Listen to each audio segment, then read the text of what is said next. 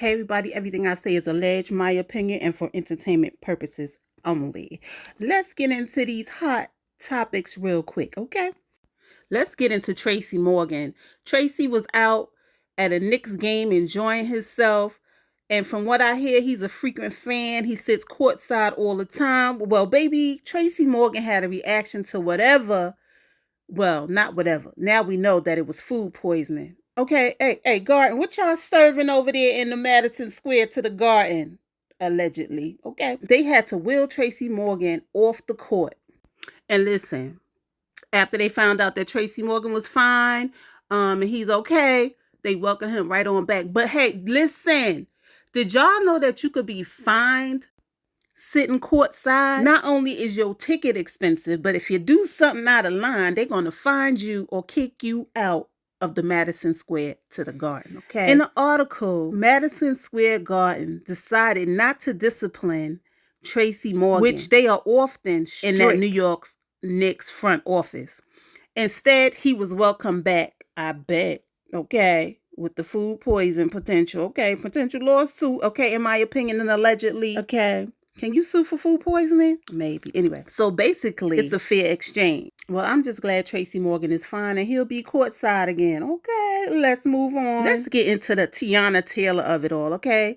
Teyana Taylor is out here giving I-Man grace because he's her baby daddy. Meanwhile, I-Man is out here paying people, aka the blogs, to put out stories about Teyana Taylor and painting narratives that are not true or accurate. At this point, Teyana Taylor says she want to get her boots knocked in peace, okay?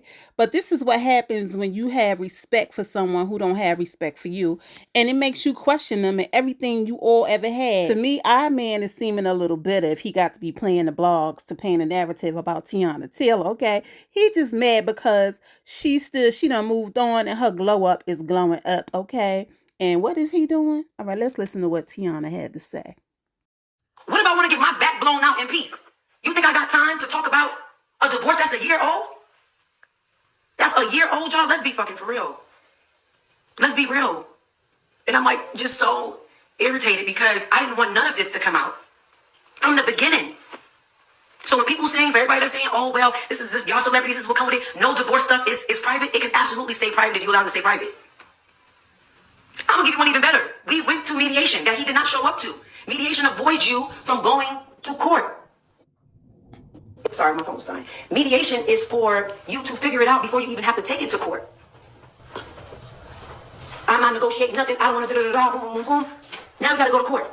Cool. We'll go to court because we can't figure it out. He won't show up to mediation. I'm stuck paying for that. Bet. Cool. We got to go to court. My biggest mistake, but something that I don't regret, was giving him the amount of grace that I gave him. Because it only backfired on me. It only backfired on me. Because I gave a man grace who didn't give it back. So for y'all sitting there saying she want to see the father of her children in jail, I never said that.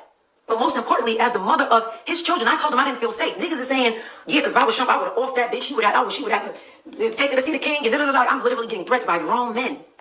By grown men. What if I want to get my back blown? I have the proof that you're paying people to post this stuff. Me and Iman have been very, very cordial, so I felt the need to hit him up, and I was like, hey, baby daddy, like, what's going on? Like, I'm getting things back to me that you are paying blogs to post a certain narrative, and I don't believe it, so I'd rather come to you because we've actually been in a very great space, and I just want to come to you because, one, I'm not feeling safe. Like, I don't take that lightly. Like, I don't take people making threats lightly. I don't take people making me look like I'm trying to take a black man for what he got lightly. Like, that's not even what I represent. Like, I don't take those kind of things lightly. So I'm coming to you and I'm telling you that I don't feel safe. Now, Iman responds to me and he's just like, I thought it was you. I thought it was you. If anything, I stayed silent to protect you. Damn. How did you stay silent to protect me? By you staying silent when people thinking that I took you for everything you got, how does that protect me?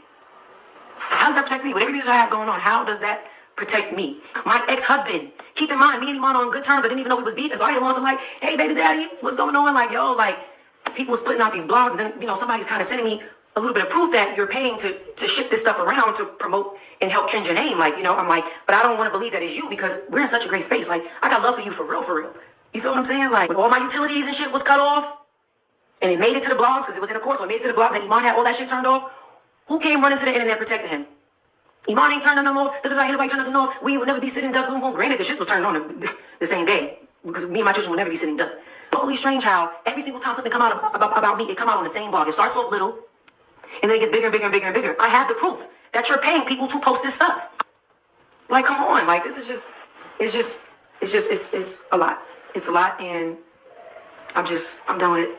I have the proof that you're paying. So that's what Teyana Taylor had to say about Iron Man, okay, and his shenanigans, okay? But this is what happens when you keep giving people grace that don't respect you. It's unfortunate.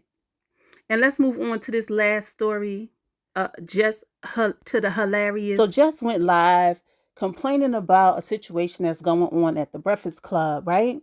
And everybody is like, she's crashing out, blah, blah, blah, blah, blah. Listen, I have to disagree. I feel like Jess is sleep deprived and postpartum, okay? And imagine coming off of maternity leave and back to your position, and the person you recommended to fill in is still in. When you was under the impression that once you return, it would be a certain format upon your return, only to return the next few days and your fill-in is still there. And to see that she's not a fill-in no more, she's permanent. I feel just on that. I feel like she wasn't crashing out. She just needed answers. She said, I got questions and I'm not getting any answers. Now, could Jess have handled this situation better? Absolutely. But I feel like she was at her wit's end because she wasn't getting the answers she needed.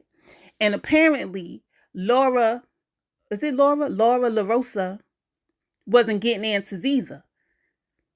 She knows she was in the spot, but she ain't know that she was going to be doing Jess' segment. And I think that was the whole issue with Jess.